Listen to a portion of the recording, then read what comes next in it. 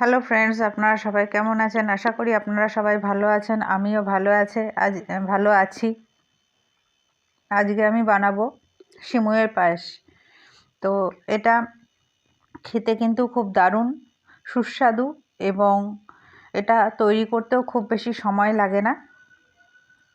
তো চলুন বন্ধুরা, রেসিপিটা শুরু করা যাক। প্রথমে আমি এখানে গ্যাসটা ধরিয়ে কড়াইটা বসিয়ে দেব। এরপর কড়াইটা গরম হয়ে গেলে পরে এর মধ্যে দিয়ে দেব 1 চামচের মতন ঘি।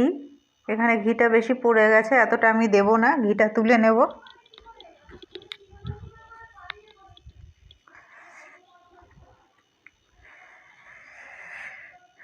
এবার আমি এর মধ্যে সিমুইটাকে 2-3 মিনিট মতন ভেজে নেব, অবশ্যই গ্যাসটা কমিয়ে।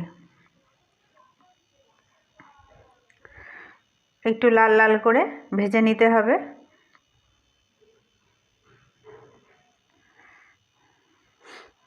কালারটা চেঞ্জ হয়ে গেছে, এবার আমি এটাকে নামিয়ে নেব। এবার আমি এর মধ্যে দিয়ে দেব 750 লিটার দুধ। 750 লিটার দুধ দিয়ে দুধটাকে আমি জাল করে নেব।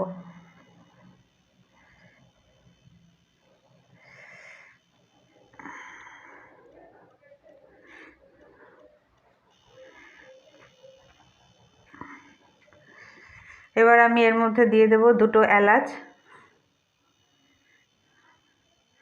দিয়ে দুধটাকে খুব ভালো করে জাল করে একটু ঘন করে নেব। আর এর মধ্যে একটু গুঁড়ো দুধ দিলে খুব ভালো হতো, কিন্তু আমার কাছে এই মুহূর্তে নেই বলে আমি দিতে পারিনি। এরপরে আমি এটা করেছি গুড় দিয়ে, আপনারা চাইলে চিনি দিয়েও করতে পারেন। আমি এখানে পাটালি কুড়ুনির সাহায্যে কুড়ে দুধের মধ্যে খুব ভালো করে মিশিয়ে নেব। আপনারা যেরকম মিষ্টি খেতে চাইবেন সেরকম পরিমাণ মতন দেবেন।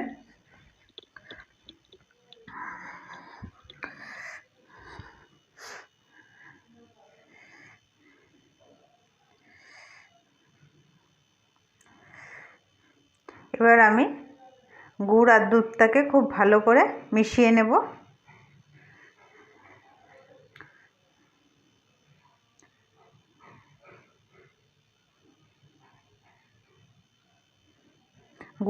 দুধের কালারটা চেঞ্জ হয়ে গেছে, খুব সুন্দর একটা কালার এসেছে।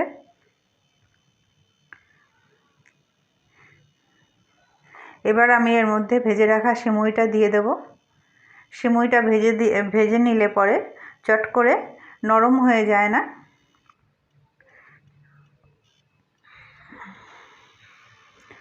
খুব ভালো করে 5 মিনিট নাড়াচাড়া করে নিলে পরেই সিমুইয়ের পায়েস তৈরি হয়ে যাবে। তা রুটি, পরোটা, লুচি সব কিছুর সাথে কিন্তু খেতে অসাধারণ হয়।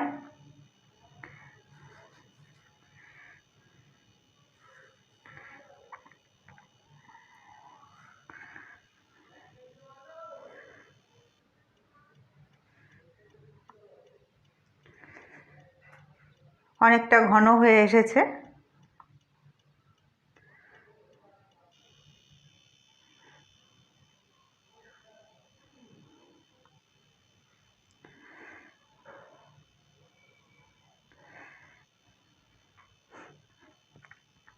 এরপর আমি নামিয়ে রেখে দেবো, তো আরও ঘন হয়ে যাবে। ভিডিওটা ভালো লাগলে লাইক করে দিয়ে পাশে থাকার অনুরোধ রইল। আর আপনারা কমেন্টের মাধ্যমে অবশ্যই জানাবেন আপনারা সিমুইয়ের পায়েস কীভাবে তৈরি করেন। আজকের মতন এখানেই শেষ করলাম।